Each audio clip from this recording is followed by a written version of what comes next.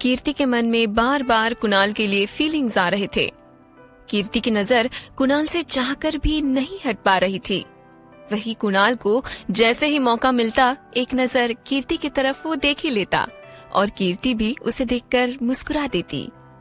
कीर्ति शांति से एक जगह खड़े होकर वहाँ के माहौल का मजा ले रही थी, लेकिन किस्मत इतनी मेहरबान हो जाए ऐसा पॉसिबल ही कहाँ। नेहा भी सुमित के साथ उस पार्टी में आई थी। सुमित इस मौके को हाथ से नहीं जाने देना चाहता था। मिस्टर अभय मित्तल कुणाल जितने पावरफुल नहीं थे, लेकिन कुणाल के बाद कोई सबसे ज्यादा सक्सेसफुल था तो वो थे अभय मित्तल। इसलिए सुमित और नेहा के वहाँ आने का मकसद ही यही था। सुमित अभय मित्तल से मिलकर अपने बिजनेस के लिए बात कर सके और नेहा वहाँ आए डायरेक्टर और प्रोड्यूसर को इम्प्रेस कर सके। कुणाल जैसे ही फ्री हुआ कीर्ति के पास आकर खड़ा हो गया।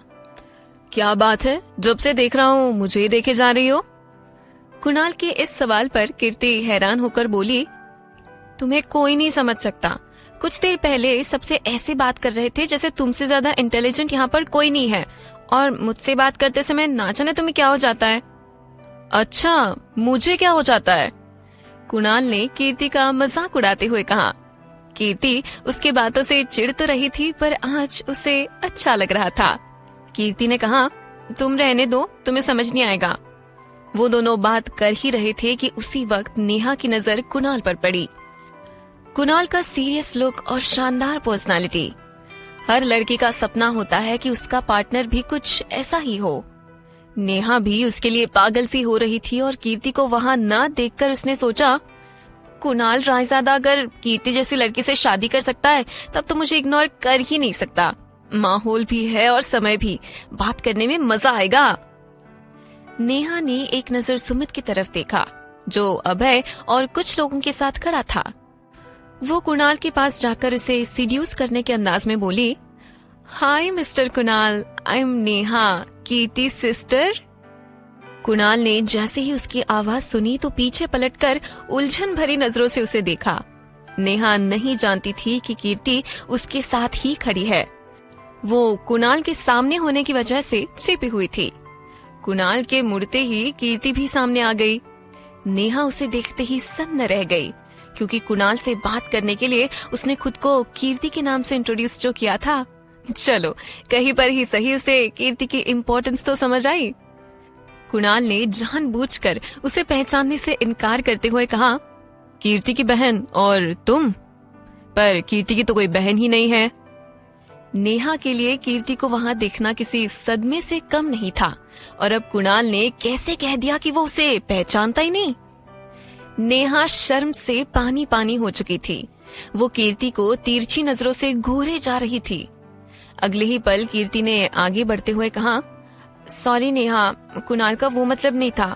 वो तो बस उस दिन मंदिर में जो कुछ भी हुआ था उससे नाराज है, सो डोंट माइंड। हाँ, कीर्ति नेहा को वहां देखकर बिल्कुल भी हैरान नहीं थी, क्योंकि उसका ऐसे जगह और पार्टीज में आना जाना होता रहता था, और साथ ही वो नेहा को बिल्कुल भी हर्ट करने के मूड में नहीं थी और ना ही उसे कुछ बुरा फील करवाना चाहती थी। अच्छे लोगों की यही तो खास बात होती है, पर बुराई कुत्ते की दुम की तरह होती है, टेढ़ी की टेढ़ी। कीर्ति उसके लिए अच्छा सोच रही थी, पर नेहा उसे मन ही मन कोस रही थी। खुद को समझती क्या है, कुणाल रायजादा की वाइफ क्या बन गई, इसके तो पर ही निकल आए। खुद को रानी समझने लगी है। और वो वहां से बिना कुछ कहे तुरंत वापस आ गई। लेकिन उसकी नजर सामने खड़े वेटर पर पड़ी। उसे देखकर उसके चेहरे पर एक स्माइल आ गई। उसने मुस्कुराते हुए कहा, तो कीर्ति आज की शाम और इस पार्टी को तुम्हारे नाम बनाते हैं। बहुत शौक है ना तुम्हें लोगों के बीच में टांग अड़ाने का। अब असली मजा अब आएगा। ना जाने अब नेहा कीर्ति की खुशी में कौन सा मसाला डालकर खराब करने की सोच रही थी। वही कीर्ति कुणाल पर नाराजगी जताते हुए बोली, क्या कुणाल, तुम भी ना कर दिया ना उसे नाराज, ना जाने अब वो क्या करने का सोच रही होगी। कुणाल ने कीर्ति को समझाते हुए कहा, देखो कीर्ति, अगर लाइफ में ऐसे लोग कहीं मिल जाए जो तो ना हंसते हैं और ना हंसने देते हैं, तो समय रहते ही इन्हें या तो खुद से दूर कर देना चाहिए या फिर खुद दूर हो जाना चाहिए, क्योंकि इनके लिए तुम कितना भी अच्छा करोगी ये कभी खुश नहीं होने वाले और रही बात नेहा की, तो इस बात की तुम टेंशन मत लो, जब मैं हूं तो तुम्हें डरने की जरूरत नहीं है। ये कुणाल है क्या? इसे समझना तो और भी मुश्किल होता जा रहा है।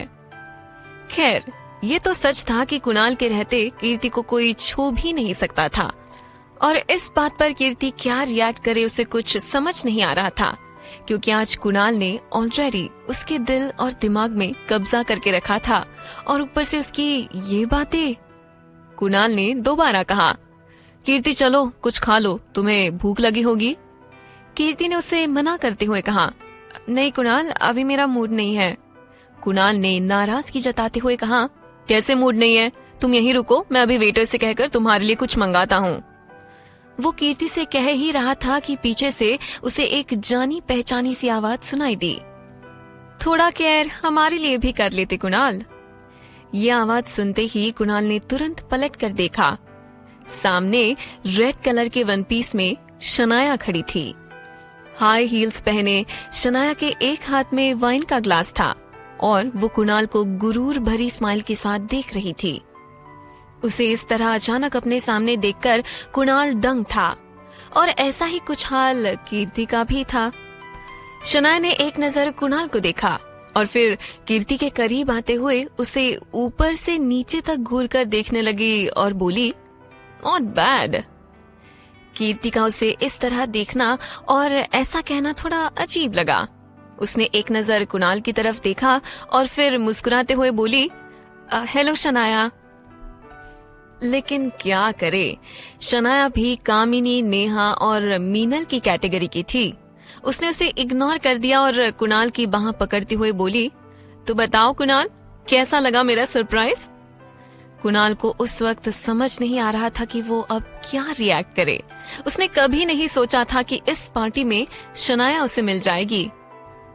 उसने एक बार कीर्ति की तरफ देखा और फिर शनाया से कंफ्यूज्ड होकर बोला, तुम तो यूएसए में थी ना, फिर यहाँ कैसे?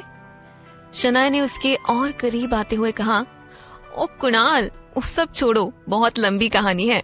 बस इतना समझ लो, तुम्हारे बिना रह पाना मुश्किल हो रहा था, इसलिए बैग उठाया और सीधे मुंबई आ गई।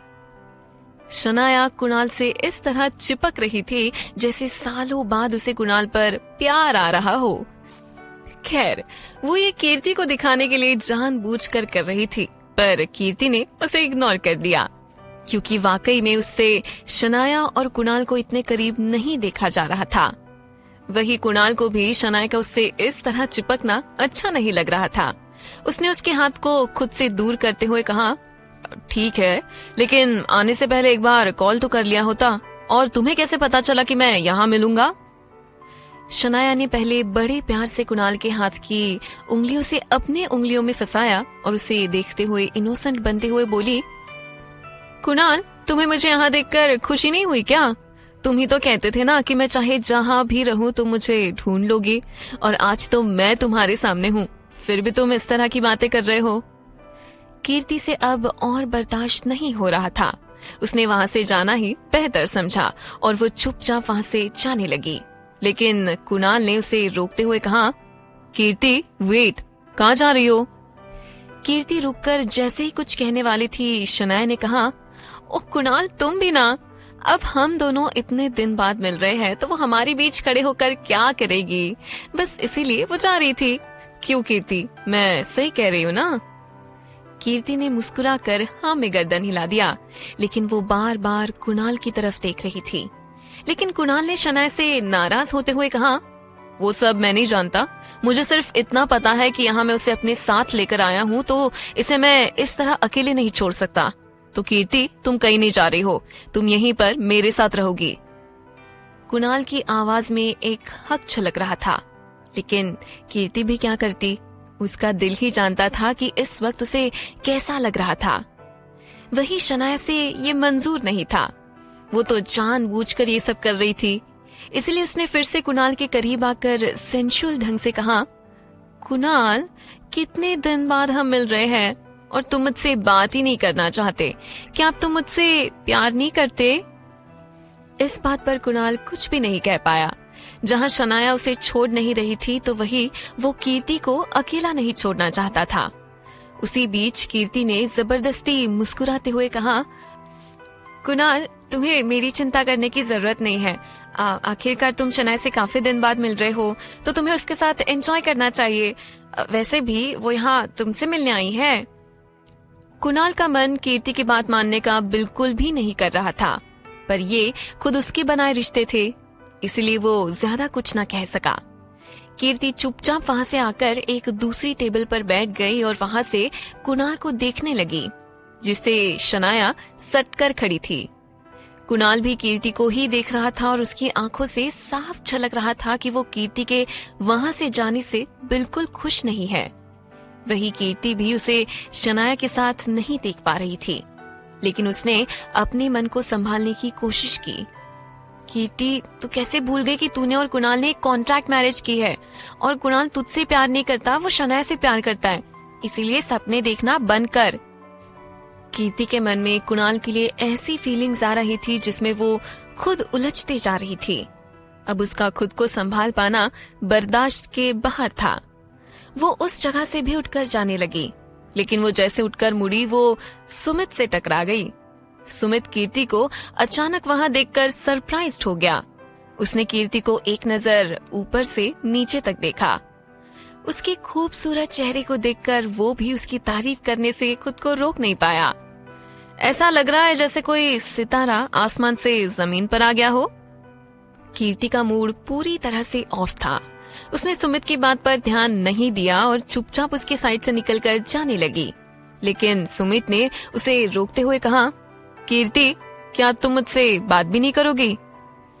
कीर्ति को सुमित का ये अंदाज थोड़ा डाउटफुल लगा, लेकिन वो रुककर उससे बोली, हाँ बोलो। सुमित ने कहा, कीर्ति, अभी तक मैंने तुम्हारे साथ जो कुछ भी किया, मुझे पता है कि वो सब कुछ माफी के लायक नहीं है, लेकिन सब भुलाकर क्या हम एक बार फिर से नई शुरुआत नहीं कर सकते? कीर्ति को अपने कानों में बिल्कुल भी भरोसा नहीं हो रहा था। सुमित ने उसके साथ जो कुछ भी किया था वो तो भूलने के लायक बिल्कुल भी नहीं था, तो उसकी इतनी हिम्मत कैसे हो गई कि वो ये कह सके? आज तक कीर्ति के साथ सिर्फ साजिश होती आई है। उसके पापा के जाने के बाद से कामिनी और नेहा ने तो उसकी जिंदगी से खुशी ये शब्द ही खत्म कर दिया था, लेकिन सुमित से मिलकर उसे एक उम्मीद मिली थी। लेकिन उसने भी क्या किया? उसकी फीलिंग्स के साथ खेलने के साथ साथ उसकी जिंदगी भी खत्म करने वाला था, और अब वो उससे कहता है कि सब भूल जाओ।